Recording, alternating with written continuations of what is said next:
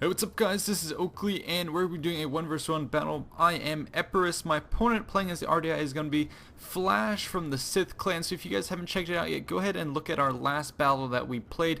Definitely a worthy opponent, and the build I'm going to be going here is going to be Epirus. Flash had chosen the RDI, and I know what the RDI are typically going to bring, and then it's going to be a huge group of infantry. I didn't quite expect too many cavalry, too many skirmishers. He was just going to have a lot of infantry with a lot of javelins that they could throw. So this is going to be my build here, and it was kind of an interesting build. Let's go ahead and put this on slow motion. My deployment and my build is always going to be something that's kind of particular to myself. I don't quite think these out to too much depth. I just go ahead and throw together something that I think might work, but it always relies on working the flanks. And as you can see, this is the entirety of his force. It's almost entirely composed of infantry. My own force, however, is going to have Mercy Tyler Swordsman in the front just to soak up javelins and a charge and whatnot. And over here, I have 2 javelin men. I have more of these, and they're going to be, you know, Agrian and Axeman actually back here. The other javelin unit, Cretan archers. Man, I'm getting this all fucked up. Yeah, javelin there. So yeah, javelins stationed in the front, and they're mostly going to be made to tango with his guys, soak up, and just make him waste his shots and probe and tear him apart.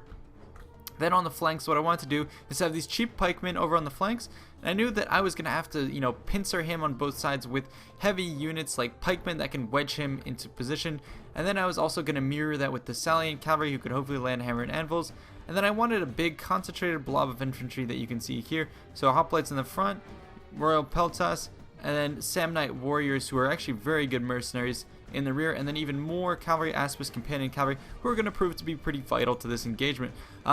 Flash, as you guys have seen, does really like to deploy in compact builds and really go about this piecemeal, and I was kind of worried about this. I mean, look at how many guys he has. All these guys have a lot of javelins, especially the Illyrian Thoreos spears.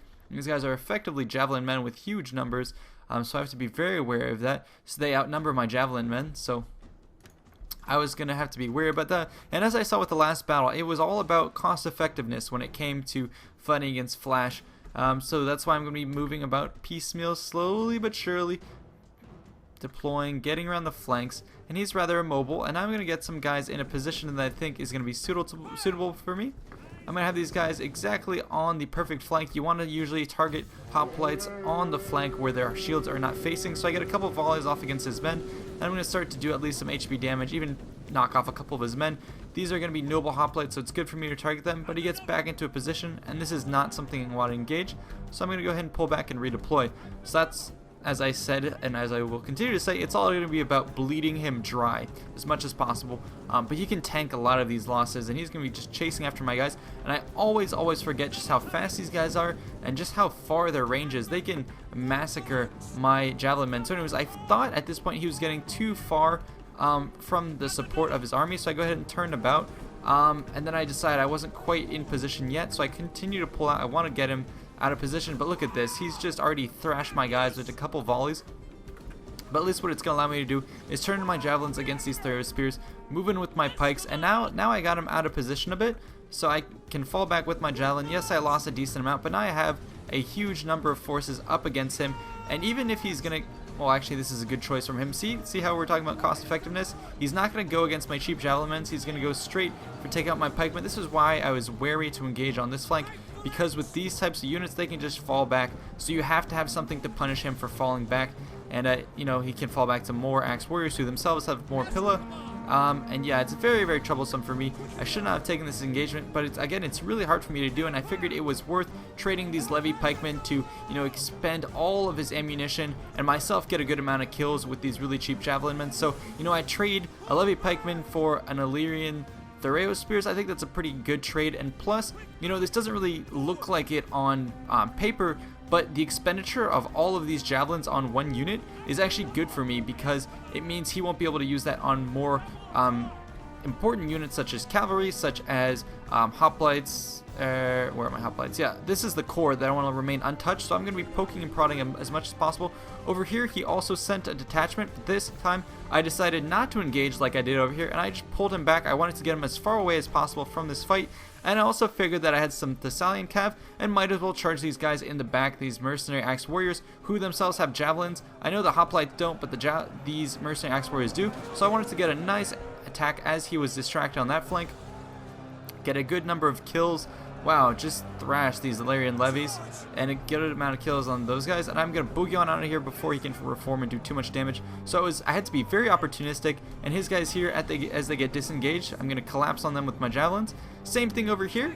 You know, he got out of position, and I'm going to circle around, come back to meet him with my levy pikemen, and he's going to be targeting my pikemen over here. You can see with all these spears he's able to obliterate one of them, but I'm going to get one of my guys into the backs of his forces and then come to meet him with my pikes. And at this point, I'm getting these guys. I know they're going to die, and instead of charging out front and allowing him to retreat along that avenue, I'm going to be moving around here to try and catch him, prevent him from retreating, because I know this will be cost effective if I can take out these guys. And I have more Royal Peltas coming in because I expect reinforcements. My own forces, you know, we're drawn out over here. I pulled his Thureos spears out of position. Let's go ahead and put this on slow motion. And I was able to collapse on this front, and he pulled out more and more of his guys. However, his main line is still here. My cavalry are going to be very opportunistic, as I said, going after his forces in the back. I want to knock out as many of his cheap guys in the back as possible. You see how they act as javelin men?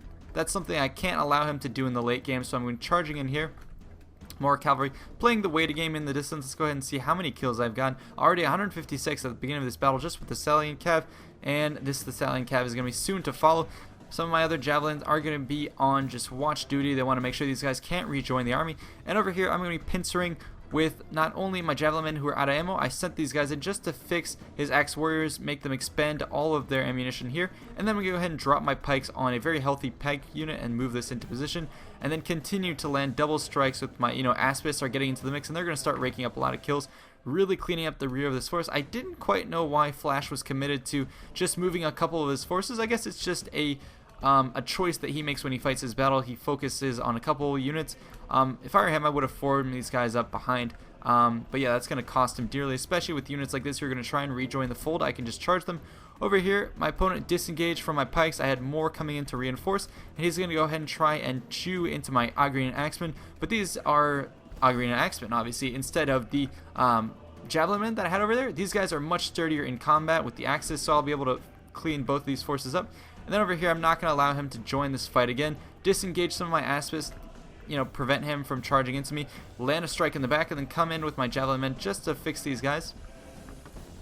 And then over here, continuing to break his men.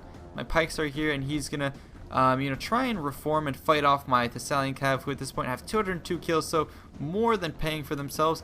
But our main bodies are staring at each other, and I would say something that Flash needed to work on was probably keeping these guys active. They could have definitely helped turn the tide on these fights, but I guess he was wary of what was facing him in the front. And yeah, I think the piecemeal approach that he was doing on the flanks didn't quite work. It should have been done in combination with the majority of his forces. But anyways, my Axemen are actually able to get 141 kills. That's crazy. Oh my goodness. I guess it's because a lot of the time when the opponent was fixed here, they were getting a lot of shots in the back. And look at this. They cleaned up the rest of his forces. So I'm not quite sure what the stat differential is between these two guys. That's quite impressive, actually, that they were able to pull that off. But there we go. I secured that flank, and now I'm going to be moving in, I think, relatively soon with these guys, making sure I can clean up these flanks. My companions, 55 kills. These Thessalians, 27. Just doing these mass routes. And I do really want to break these Illyrian noble hoplites who are still in the mix. They're holding most of this force together. It's a good thing that I have my levy pikemen in here. They can force back his guys. And the Aspists now are in the mix, and they're going to be cutting into these forces. And I'm pretty happy because I know hoplites don't have any more spears, so I've been able to effectively get rid of all these spear chucking units, and so that is my cue to move in with these forces, because I know he can't, do damage to me from a distance, whereas I can do damage. These guys, I believe, do have the ability to throw some javelins, and so I'm going to be moving onto the flanks, and my opponent is still staying immobile with this force. Not quite sure what was up with that. And Thessalian Cav are resting. I pulled them out of combat. My opponent is going to be chasing after me, so I have to make sure I get on out of there, and this is just becoming a total clusterfuck. I'm throwing a lot of my forces in here, my mercenary swordsmen into the mix. I don't expect them to win, but I just want to, keep these guys committed, especially the, where are they? Noble hoplites. I want to make sure those guys are committed. And then his axe warriors over here, I'm just going to pull them out. You can see how I had these guys on diamond formation, Aspis companions, 158 right now. They're just going to be pulling these guys out of formation and opening up these guys to a rear strike. They're going to try and recommit on my Italian swordsman. That's fine, it's just going to expose their backs. And now my opponent is going to bend around and see what I'm going to do. I'm going to send my pikes to hold the front and then get around the flank with these guys. Look at this, my roll peltas. You can see they do have ranged attacks, so I'm going to put them in a position where they can hit the flanks of these forces. my, wow, 165 kills. This guy's definitely doing work. And here we go, a nice charge with my Aspis. 160 right now, and they're going to be mopping up these Axe Warriors. Over on this front, my opponent is still alive, but here we go. I'm going to be lining up my own troops. In the background, I had kept some of these archers, who are going to be very important for the late game. I was keeping them for just these types of engagements. Keep archers for the late game, and then target massive blobs of infantry like this, and move your guys to the proper arc where they can shoot in the flanks, just like I'm getting here. And now my opponent is finally going to break up, and what he decides to do is, I think, go into a more tight-knit formation and hold me at bay. Some of my pikes were able to engage on this front, and that's fine. Noble Hoplites against pikemen, he'll probably win that, but you know, I just wanted to get these guys isolated, and then I'm going to commit to a battle here. Pikemen forming up on that front, and then, yeah, he's continuing to fall back, but my cavalry are getting ridiculous kills, 217 and 108. I do have some guys, levy pikemen, who came back. I think I'm going to forget about those, but most of the battle is going to be going on here. My archers getting, you know, a couple kills here and there, and now they're going to reform. And I'm see, archers, you shouldn't always be leaving them to shoot in one position. You know, shoot, get the amount of kills you need, neutralize or equal up one part of the battlefield, and then move them to another position where they're needed. I noticed that right here, my mercenary Samnites will not be able to break through these Illyrian noble hoplites, and so this is exactly where you put them, engage them from the back, and then get the archers to shoot right into the flank, and it's going to take a while, but it'll start chewing away into that force. And take a look at what I'm doing with my mercenary Samnite Wars. I'm just holding them here, and just by having them here, it forces these guys to face this way. It keeps him fixed, and it keeps both of my guys healthy. This is a standstill that I want to have happen, because I know I'm winning elsewhere in the battle, so I'm keeping his guys from committing and finishing off my guys anytime soon. Pikemen coming into here, Royal Peltas getting to this fight after they've expended most of their javelins, and then over here I'm isolating the remainder of his noble hoplites who are on the flanks, and again these Agrianian coming back in, pushing 190 kills, definitely paying for themselves. And here is, as I was saying, the stare down, and my Aspis are being incredibly active in this fight, looking for the best point to engage. And I'm going to either swarm into here or maybe hit the back of his Illyrian noble hoplites. Now I decide this is the point in time for me to engage with his guys. I figure that, you know, my own pikemen can come into this fight, help me out. Mercenary Cretans are now going to be targeting different blobs. See how I'm always targeting the rear of his blobs. Cavalry coming in to neutralize this fight. I bet they've exceeded. Yep, 225 kills right now. Just staying long enough to get the kills I need. And then my own general is going to be here. He's still sitting pretty, but my opponent now has Illyrian noble hoplites on both sides of my force. So that could be troublesome for me, but you know, I have my archers giving me covering fire, and look, they're just bouncing between forces. I figured this fight was not going my way. Look at my guys. I got 14 kills and I lost 1, so it was taking a little too much time, but look, I disengage, get more javelin volleys, and then allow these guys to be picked off by archers. No need to keep them in a prolonged melee fight with a hoplite unit. Just go ahead and shoot them in the back. That's probably the easiest solution, the most cost-effective one. And then there you go. Aspis coming back in, 231. Let's see if they can get up to 300 this game. I can't quite remember. And now, as my opponent tries to reform, that's when you charge in when they're not formed up as they should be. At this point, they've gotten 84 kills, and that's 84 kills against noble units, and I believe they're out of ammo at this point, so yep, they're going to be getting committed to the fight. Let's see if we can't track down some of those Agriana Axemen. Yep, 201 kills, and they're going to be continuing to chew away at the back of this force.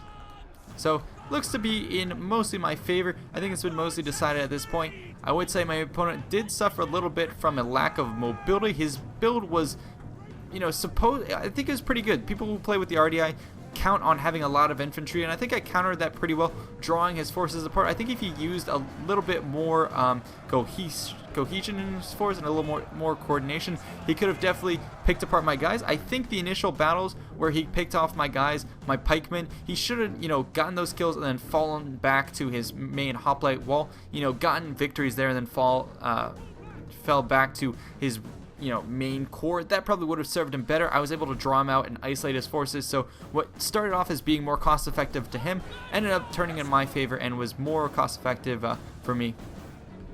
And then at this point, because he didn't have any cavalry, usually against the Illyrian troops, I mean, you have so many hoplites and spears that cavalry are neutralized, but I've been getting a lot of kills with my cavalry, using them mostly, you know, harassing them in the back, getting into the rear of engaged forces, using them a lot in the late game and even early in the game for opportunistic strikes on the few sword units that he had in the mix.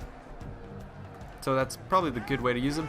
And then, you know, Epirus does have a pretty solid build. I especially do like bringing these javelin men. Very, very cheap guys, but they're good for neutralizing the Illyrian forces, and then also the Axemen, who I think they finally broke with 214 kills. I love these guys. I always bring them as Epirus. They get nice amount of kills from a distance, nice armor piercing capabilities, and as you saw, they can hold their own in combat. And especially these mercenary Samnite warriors. I mean, they're awesome. Definitely bring those guys, but don't let your opponent get kills as he was intending to do with some of his Illyrian hoplites or Illyrian Thureos spears in the beginning. Keep them pristine until later parts of the battle, and then you'll see them get their money's worth. They can definitely hold their own against these types of hoplite units. They'll just need a little bit of help from cavalry to make the battle go a little bit quicker, and that's exactly what I'm doing at this point.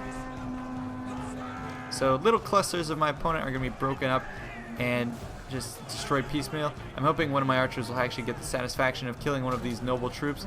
Hopefully he can... Oh no, I think the cavalry guy is going to steal it. Oh, is the horse going to kick him? Yep. Excellent. So yeah, pretty awesome. So we're going to break another unit there. Trying to see a couple of these kill animations. Nope. But that's going to be about it. I think that's all that's left. Nope, actually it looks like he's stabilized in the middle a bit, and that's what I was worried about, was the staying power of all these hoplites. Definitely having issues breaking them down, and that's why my cavalry have to be super active, pinging back and forth. These guys who finally broke his remaining noble hoplites here. I think they fought almost down to the last man. Yeah, look at this, just 2-3 of them still standing, and they're going to be going down, but they didn't go down without a fight. Then I get to collapse down on his noble hoplites in the middle, but still holding into the very end. And these Aspis, 284, they're trying to go for gold. They're trying to break 300 kills, and I really hope they do get there. I don't think there's enough men remaining on the battlefield for me to quite get that mark. But definitely, you don't have to bring elephants as Epirus, even though they have them. They definitely have a lot of quality troops that you can field and do a lot of good stuff with. So I hope you guys enjoyed this battle. Thank you, Flash, for the battles. I expect to see you in the comments below. Yeah, I know you were wanting to play these battles as a little bit of a way to train. I would say try and adopt a little bit more of the flexible deployment. I mean, you had a good build. You can see just how many kills they got. I think you just needed to work a little bit more together. And I think I overwhelmed you a little bit with my cavalry getting into the rear of your forces. You didn't quite pay attention to some of those guys. And I was able to get some quick kills on your axemen who otherwise may have turned the battle in your favor. But anyways, really great fight. Hope you guys enjoyed. And I'll see you in the next one. Peace out.